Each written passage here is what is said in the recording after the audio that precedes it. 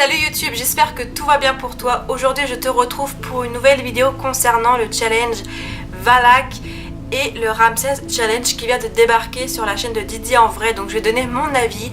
Donc si ça t'intéresse, je te laisse découvrir tout ça juste après l'intro.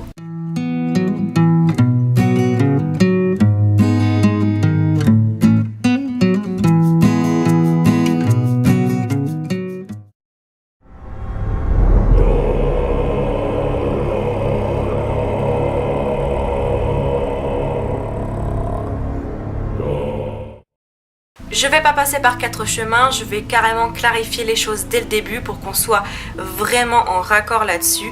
Pour moi, la théorie du hacker est le plus probable que ça soit plutôt un démon à la place qui se cache derrière WhatsApp, pour la bonne raison que ce n'est pas possible qu'un démon contrôle WhatsApp ou Skype ou les réseaux sociaux. Il ne communique pas par le biais de ces réseaux-là, tout simplement. Il pompe juste l'énergie de tout ce qui est batterie de téléphone, ordinateur, appareil photo, etc. Donc moi, la théorie que ce soit un hacker est le plus probable dans la plupart des cas sur YouTube. Pourquoi je pense ça? Parce que moi qui m'y connais un petit peu dans le monde paranormal, je sais très bien que les démons ne communiquent pas avec WhatsApp, c'est pas possible. Après, pour tout ce qui est meubles qui bougent, etc., c'est à revoir, mais c'est probable que ça soit des mises en scène, puisque c'est pas possible, comme je vous l'ai dit, ou tout simplement quelqu'un qui vous a fait une blague, qui a installé des choses dans votre chambre, bref. Pour Didier en vrai, je laisse toujours un doute parce que lui, je ne sais pas.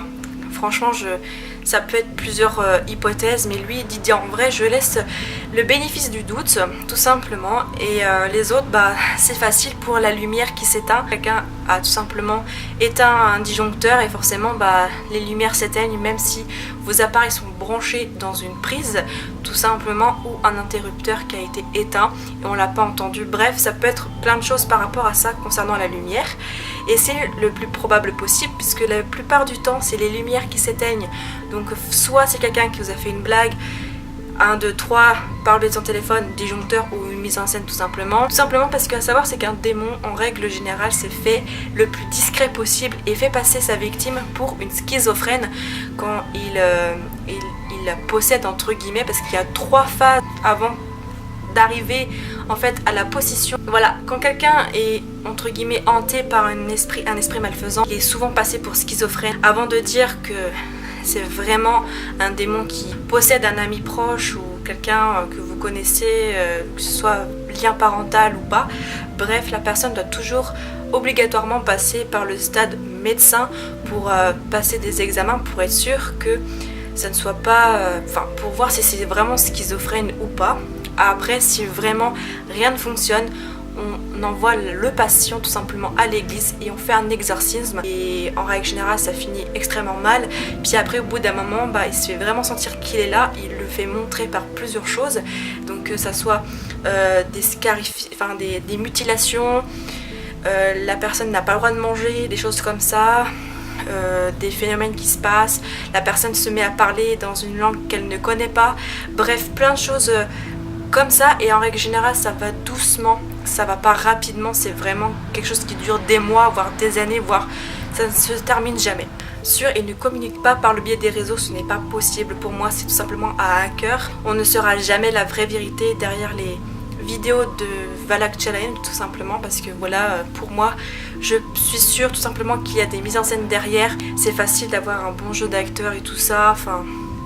Et comme par hasard, les youtubeurs disent que c'est dangereux à ne pas reproduire ou blabla, ou je vais m'arrêter, mais finalement ils continuent malgré tout à faire des suites. Enfin, il y a quand même quelque chose de louche là-dedans. Et donc franchement, pour moi, c'est un hacker tout simplement. Il n'y a pas d'autre raison à part ça, parce que soit c'est un hacker, et donc là vous risquez votre peau, et moi je tiens à vous conseiller d'aller directement porter plainte, de faire quelque chose, parce que ça peut être vraiment dangereux.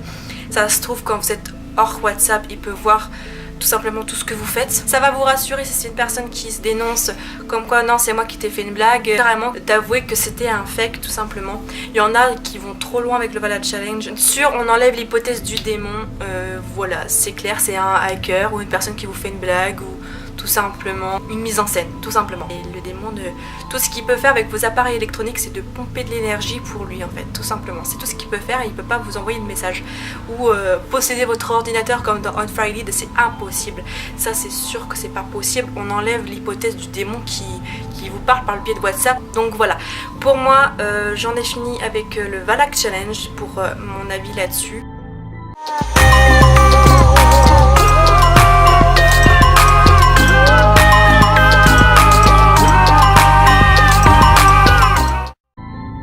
Bien, maintenant je vais vous parler du Ramsès II Challenge. Alors qu'est-ce que ce challenge là encore? Tout simplement c'est un challenge qui donne suite au Valak, puisque c'est Valak qui a envoyé ce Ramsès aux personnes qui ont fait le Valak Challenge, donc à supposer que ce soit le même hacker. Donc la différence c'est que le challenge ne se passe pas sur WhatsApp, mais il se passe sur Viber.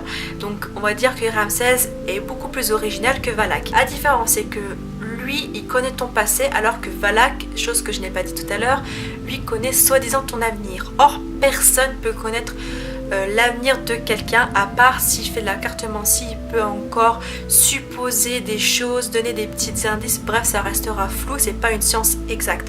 Donc faut pas trop se fier à ceux qui se disent voyants, puisqu'il y a beaucoup d'arnaqueurs. Bref, lui apparemment Ramsès, il connaîtrait ton passé, chose qui est très probable puisque ton passé est passé et tu le connais mieux que personne. Donc quand ce hacker te donne des informations sur ton passé, des photos, des anecdotes, c'est vraiment flippant. Après si tu dis ouais j'ai jamais posté une photo de moi petit ou ça sur quelconque réseau social, comment il peut le savoir? Il suffit qu'une personne de ta famille, notamment sur Facebook, il suffit qu'un cousin, une cousine, une tante, un oncle, ton père, ta mère ait posté quelque chose et qui t'a identifié bien évidemment dessus. Quelque chose que tu postes sur un réseau social, n'est jamais complètement supprimé, tu peux récupérer les données tout simplement, donc ça peut ressortir tôt ou tard si tu es bon en informatique. Donc ce hacker tout simplement il prend contrôle au même titre que Valak, à supposer vraiment que ce soit la même personne, tout simplement il pirate ton téléphone, il va avoir accès à Instagram, que ce soit privé ou YouTube, Facebook, Snapchat, WhatsApp du coup, ou les SMS, bref plein de choses. Donc il peut vraiment récupérer plein d'infos, surtout si tu postes vraiment des choses de ton passé dans le domaine privé, donc ça peut vraiment ressortir. Donc tes messages privés par exemple, si quelqu'un t'a envoyé une photo de toi petit, bref, ou toi t'as envoyé une photo de toi petit à un oncle ou une tante, bref peu importe, il suffit que tu l'aies posté une fois, même supprimé, tu peux le récupérer. Enfin, faut être bon en informatique hein. Donc quand tu dis ouais j'ai supprimé ça parce que je vais avoir des ennuis tout ça et plus tard ça peut me porter préjudice, mais que tu le supprimes ou que tu le supprimes pas, ça peut ressortir quand même.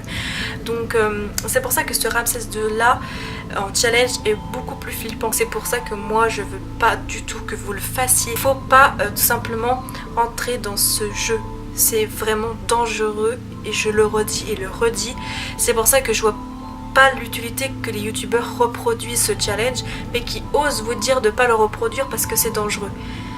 Il y a des limites quand même. Quand tu vois un youtubeur qui fait ce challenge et qui te dit ne pas le faire, tu le fais pas. Tu fais pas le youtubeur qui veut. Non, c'est limite si tu fais pas cette vidéo là pour avoir des vues. Moi je te déconseille fortement de faire le Valak ou le Ramsès Challenge. C'est pas pour rien qu'au final les youtubeurs ne donnent pas le numéro de Valak ou de Ramsès, ou qui osent te dire non je peux pas le donner parce qu'ils changent tout le temps de numéro. Là par contre c'est vraiment, enfin, tu te dis what, d'où ils changent de numéro, comment c'est possible? Bref c'est dangereux, ne le faites pas. Si vous tenez à votre vie privée, à votre vie tout court, c'est un conseil d'amis.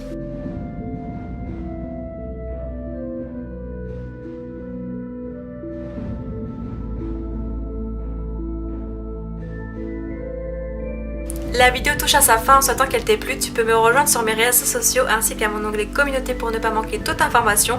Je te fais d'énormes bisous poutou et à très vite pour une prochaine vidéo. Bye, xoxo.